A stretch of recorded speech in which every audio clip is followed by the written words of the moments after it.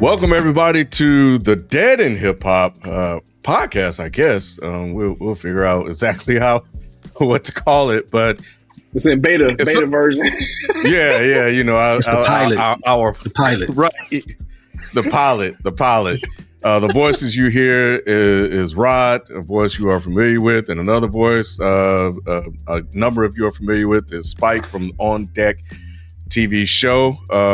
What's going on, fellas? What up, though? So I'm excited about this, man. You know, Rod and I, we met in December, and you know, we've been going through a lot of changes on Dead End, and we're just we're talking about ways to move forward and ways to kind of reinvent ourselves. And you know, so this was one of the ideas, and we got here with the two of us kind of working together, partnering together to figure out ways to bring stuff to you guys of value and that's informative and entertaining. So we hope you guys rock with this. We welcome all feedback moving forward on ways to improve what you guys like, what you guys didn't like. So, but we appreciate you guys listening and tuning in and giving this a shot. I just want to say, I'm really interested in this.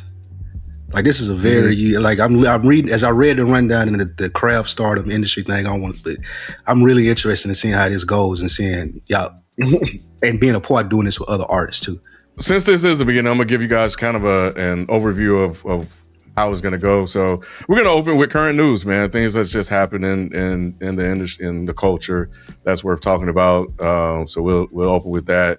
Then we're gonna pay tribute, man, where we'll just talk about some old school hip hop legends. So we have that. We'll recognize some of the greats that are no longer here, and maybe even some industry trends that are no longer here with the Pour Out a Little Liquor segment. You know, so it's not always about artists that pass. It could be about a trend that's no longer popping anymore. And then, you know, maybe kind of have this big overall like main theme conversation, you know, as well. And then we'll close out with an artist spotlight, you know, somebody that we have out here to the streets that you guys need to be paying attention to. So that's kind of like the outline that we have so far. And yeah, we appreciate you guys listening and let us know what you guys think. So let's start with our hip hop minute. Fortunately, there was a lot of news that happened. And the first one that happened, y'all, was about Kanye West apologizing for his behavior over the last couple of years, to the point where we don't even, and it's been very detrimental to him, very harmful to his brand, harmful to a lot of cultures he's insulted, you know, the Jewish community, the Black community, et cetera, et cetera. We stopped covering him on the show. B tapped all the way out. Black people tapped all the way out with Kanye. And he took out an ad in the Wall Street Journal apologizing to everyone and saying that it was due to the accident that he had in 2000 and it was 25 years ago. And he said in 2023 he was diagnosed with having bipolar type 1 mental issues or whatever. So it's this big long thing that he wrote or somebody else wrote on his behalf. What do you guys think, man? Is this gonna work for Kanye? Do you guys like where we at with what he's doing with this? I think people are just over it, bro. Like, to be quite honest, like, I think it's like, okay, who cares at this point? It's going on way too long. He's allowed this thing to go on way too long. And I also feel like he's apologized before, kind of taking it back. Like it's been too many times where he's just, you know, when his brand takes a really significant hit, he apologized. I want to say he did something with Charlamagne one time. He did an interview with them when they opened up and was talking about a lot of the things. I think that's when we found out about the bipolar then, right? Then he went like the Christian route where he didn't rap and he cursed in his music, and you know, he was just trying not to offend that way. Like we've seen so many different things, man, that I don't know. I think at this point people are just over it. Like people that were fans like are just over it. Now he still has this cult following, don't get me, but I think just regular Kanye West fans, I think they just don't care enough. I think the only thing that could even remotely or possibly fix this is if he somewhat tapped into what people cared about before, which is the music, right? The way he did the music. I think that's the only thing that could even remotely possibly fix this.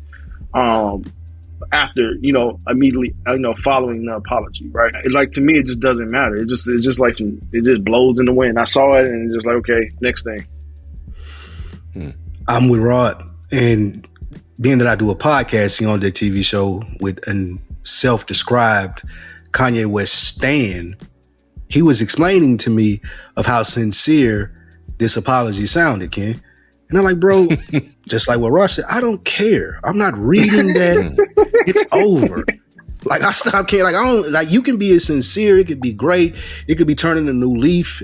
He has an interview with Vanity Fair that's coming out, I think, too. It already came out. So mainstream entities are starting to talk to him now, and they off of the stuff that he did. But as a casual or just regular Kanye fan, I'm like with Rod saying, like, the music, and I'm not going to listen to the album unless somebody sends it to me and be like, no, you have to hear it.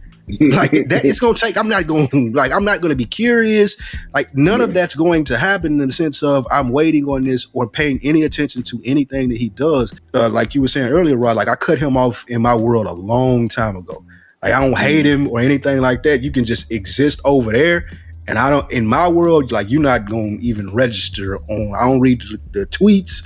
Nothing that you do comes across my desk anymore. So that's he needs to have protocols in place for when he has one of the episodes that people take his stuff away. He apologized again to the Jewish communities. He said it does not excuse what I did, though I am not a Nazi or anti-Semite. I love Jewish people. I was like, oh, okay. Then to the black community, which we got the shortest paragraph of all, we got like 2 sentences, which held me down through all the highs and lows and the darkest of times. The black community is unquestionably the foundation of who I am. I am sorry to have let you down. I love us. And that's what he said. So it feels like it might be too late for Kanye to come back. I do find it interesting that this is on the heels of an album that was actually supposed to come out Friday. Yep. Bully got pushed back. Got pushed back to March. And Bully got pushed back to March. Yeah. Apology, Wall Street Journal, covered by everybody. Vanity Fair interview, other interviews lined up. Now we're building up, and this could all just be part of the plan because, nobody's really interested in it. Everybody's done with you. And it's hard to get back in black people's good graces, bro. when they turn your back on you. It's really, really difficult. And I hope he's sincere. His actions would tell. But one of the things that Kanye has is that he has this, and this could always be the excuse or the reason for why he's behaving the way he did. So we'll find out. In November, he went. Y'all remember when he went and talked to the rabbi and apologized? Yeah. It's like, I don't know. Like why is this even It's like the old fairy tale that we all learned when we was coming up. The boy that cried wolf. We all the townspeople now. Like, like, bro, you're going to do this apology. You're going to drop this album. And then maybe a year from now, 2 years from now, you're going to do some more crazy shit. And we're going to be like, oh, Kanye West did something crazy. And oh, no. Like, it's just, we don't care, bro. Like, I think people with so much shit going on today, people are really more so now picking and choosing what they are deciding to let bother them. And Kanye West not one of those things. And I don't think that he, like, the music can be good, but that place that he had with most people, if they not stands, he'll never get that back. You think he'll never get it back? No. He don't got it ain't another Jesus Walks or Through the Wire or Slow Jams that he could do that can get that back. I think people will always like from a distance. They may be more open to him than they are right now. So this little PR campaign that he's doing could work in the sense of now I will read the New York Times article. Now I will go check out the album versus my stance that I have now if I hear more from him. But I'll never be in the place that I was with him. Like most people that fuck with him was like, oh, he one of the best ever and this, that, and the third. Like only speaking highly of him. Like he's burnt that bridge for me. Moving on, man. Speaking of burnt bridges, we have Pharrell and Chad Hugo at odds again. This hit the text threads earlier this week, and Chad is suing Pharrell. He filed a federal lawsuit in January 2026 alleging fraudulent conduct, breach of contract, and withholding millions in royalties from their joint music production and NERD project.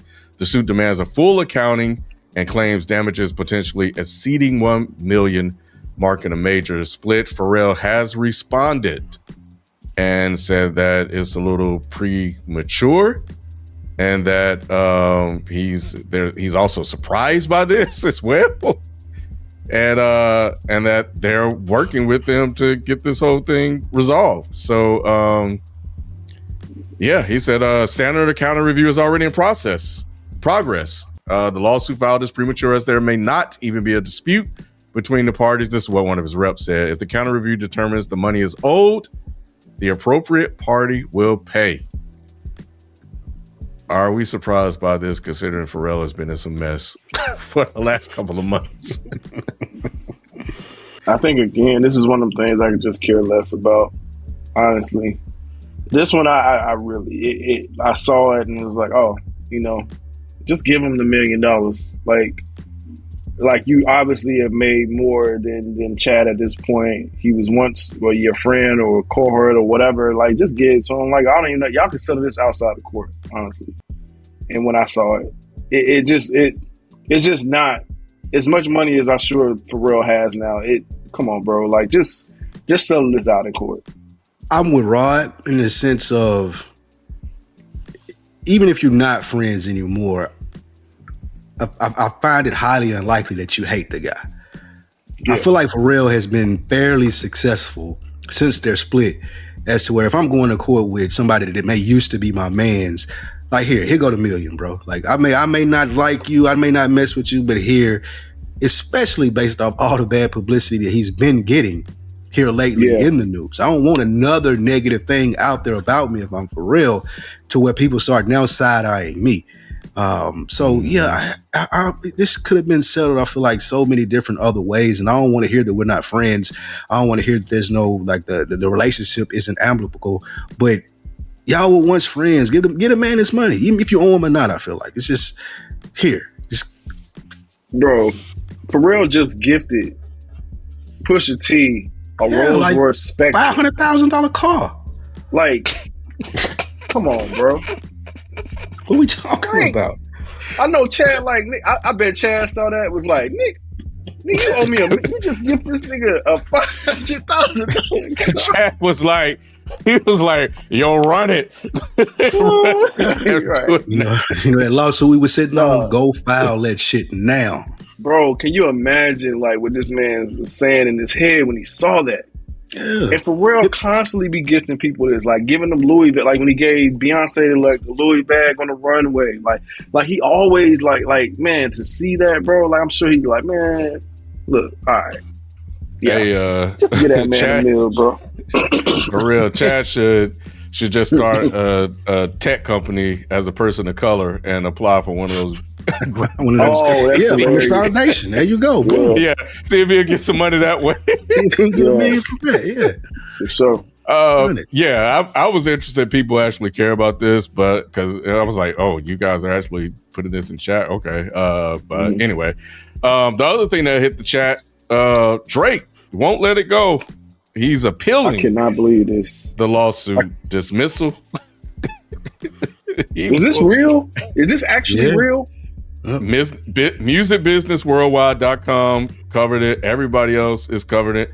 And he said that the brief argues Spike and Rod, that the district court created a dangerous categorical rule that rap diss tracks can never be actionable. The nerve. The nerve. Bro, what did you guys think when y'all saw this shit? Why is he acting like he didn't participate in this beef? I think the wackest part about this is I'm not a Drake fan. I do appreciate his music, but I feel like his lawyers is just dicking him around, bro. They're like, yeah, we can do this and give us $1 million more and we can do this, because to the point of that statement that you just read, Ken, that is a high precedent to set for a court to be like, no one ever can use a rap diss song as defamation of character. Someone could go in there and say the truth on a diss song, and then the person would be like, well, I mean, it's a diss song. You said in this Drake Kendrick case that I couldn't do that. So I do understand the appeal and that they may win it, but why continue? Like, if I don't care about that precedent or nothing, if I'm Drake, let me go work on my album. Let me get this shit over with. I feel like he's getting bad advice from lawyers. He really wants to separate from UMG, and that's why he's straining this out. He doesn't care how this looks on his image. Us as rap fans, we're just tired of all of this. Would rather him get back to the music. But with that being said, the lawyer is the smart person here, because he does have a point. If Kendrick or UMG did the things that he's alleging that they did, right? And that's the issue. Like, well, wait, Ken, there was not even that. This is just the appeal, though. That's still on the table. This right here is only about them saying that you can't use a diss song as defamation of character. That's all the appeal is about. They still ain't even going to address none of that other stuff. That's only if this appeal goes through. So that's why I said it was smart by the lawyer to just focus on, oh, so you're saying that people can't be defamatory to your character via diss song. The judge going to have to be like, well, yeah. Well, it depends, because it seemed like Judge Vargas was very, very clear in where she stood. So, and one of the things that she ruled is that constituted protected opinion rather than actionable defamation. And I think that is a very, very key line. Good point. That they're going to have to win outside of just saying, hey, so if somebody says something about me, you mean we can't do anything about it? They both engage in this sort of mudslinging to one another, but only one of them decides that the other went over the line. And I don't know how he's going to be able to win that argument. And that's the either. Yeah. That's true. Yeah. Just saying that you're just setting a precedent. That's like setting a precedent. Nah, how about you bring something that's actually winnable? You know, where we can really have an honest discussion about, you know, when rap lyrics go too far. So yeah, I thought that's why you said they were dicking him around, because he's just going to end up losing this shit too. Yeah. Either way, he had to pay them more money. And if you win, you got to pay more money, because now you're going to court again. Like it's they got bro. The judge is just like, oh my God. I know she's just like, nigga, get over it. Like I know she probably just want to say that. Like I'm sure she just wanted to say like, bro, just stop it. Stop it. You're defaming yourself right now. Yeah. I think the only play that I could see that makes sense, which I don't see happening because they got all the money in the world, is if UMG finally throw their hands up and be like, man, whatever. Like, you can get out of your contract, bro. Be gone. We're not dealing with you no more. You're not hot no more. But I don't think they would do that, because they got more money than God. They're just going to keep sending their lawyers to court. Well, the good news is we got more money than God. So yeah, well, we'll see. The last thing, you know, is they argued is that Judge Vargas made an error by considering the song only within the context of the entire rap battle between Drake and Kendrick Lamar, and that of all the songs published during the rap beef, the recording is the only one that broke through the noise and achieved cultural ubiquity. Probably because it was a really good song that he put out, and it was a hit. You know, not because it was being super promoted or whatever. But you know, we'll see. But I think the big takeaway is that, well, one of the things that I agree with is that we're ready to move on, bro. Let us move on. You know. So yeah, that has been the Hip Hop Minute. Some pretty big stuff that happened last week.